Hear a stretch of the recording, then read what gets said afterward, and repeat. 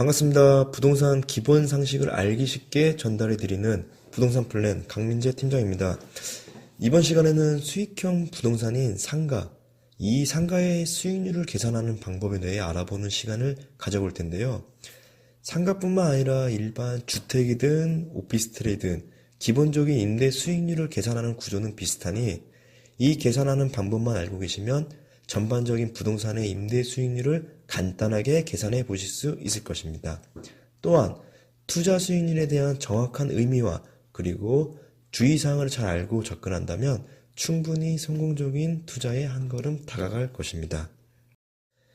임대 수익률이라고 하면 연수익률이라고 해서 내가 투자한 실투자 금액에 대비해 1년 동안 얼마의 수익을 얻을 수 있는지 배분율로 계산하는 것을 의미합니다. 먼저 대출 없이 매매 혹은 분양을 할 경우 계산 공식은 이와 같습니다. 매매 금액에서 임대 보증금을 뺀 값이 실제 투자 금액이 되는 것이고요. 월 임대 수익에서 12개월을 곱하면 연수익이 나오는 것입니다. 그러니 실투자 금액분의 연수익금을 나누고 배분율로 환산하면 우리가 구하고자 하는 연수익률이 나오게 되는 것입니다. 자, 그럼 간단한 예시를 들어보겠습니다. 매매 금액이 5억 원이고 임대보증금이 5천만 원, 그리고 월 임대료가 200만 원이라면 이 상가의 수익률은 얼마나 나올까요? 매매 금액인 5억 원에서 임대보증금인 5천만 원을 빼면 4억 5천만 원이라는 실투자 금액이 나옵니다. 그리고 월 임대료가 200만 원이라고 했으니 12개월이면 연 2,400만 원이라는 연수익금이 발생하겠고요. 그럼 주어진 공식대로 계산해 본 결과 5.3%라는 연수익률이 나오게 됩니다.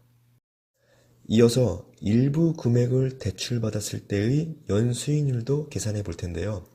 계산 공식은 이와 같습니다.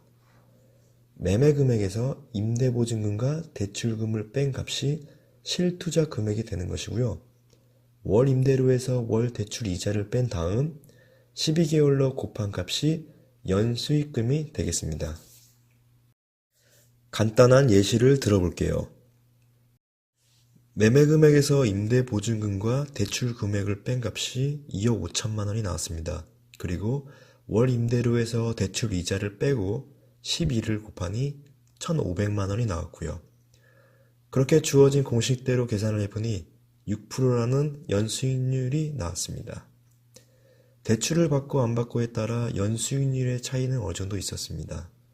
당연히 대출을 받게 되면 실투자 금액이 줄어드니 수익률은 늘어날 수밖에요. 여기서 한 가지 말씀드리겠습니다.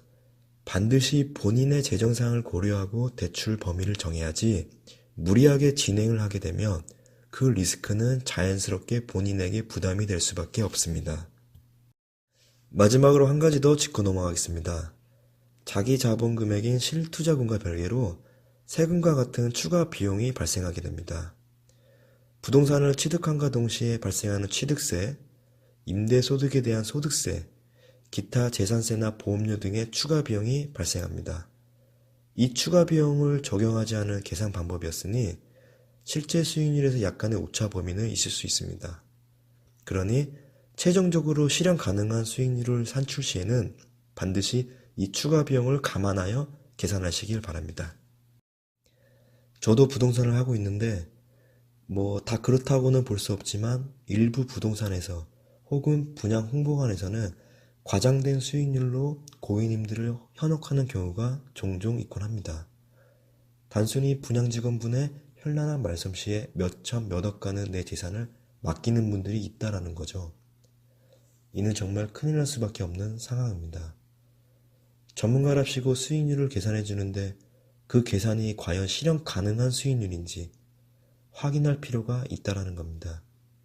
반드시 주변 임대 수준을 고려하고 판단해서 본인이 직접 계산기를 두드려보고 투자하시길 바랍니다.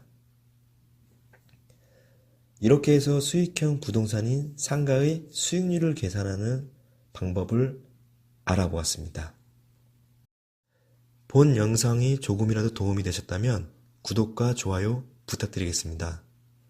그리고 아래에는 부동산 플랜 공식 카페도 있으니 방문하시면 더욱 알찬 정보들을 확인해 보실 수 있을 것입니다. 그럼 다음 시간에는 또 다른 정보들로 찾아뵐 테니 그때 뵙겠습니다. 감사합니다.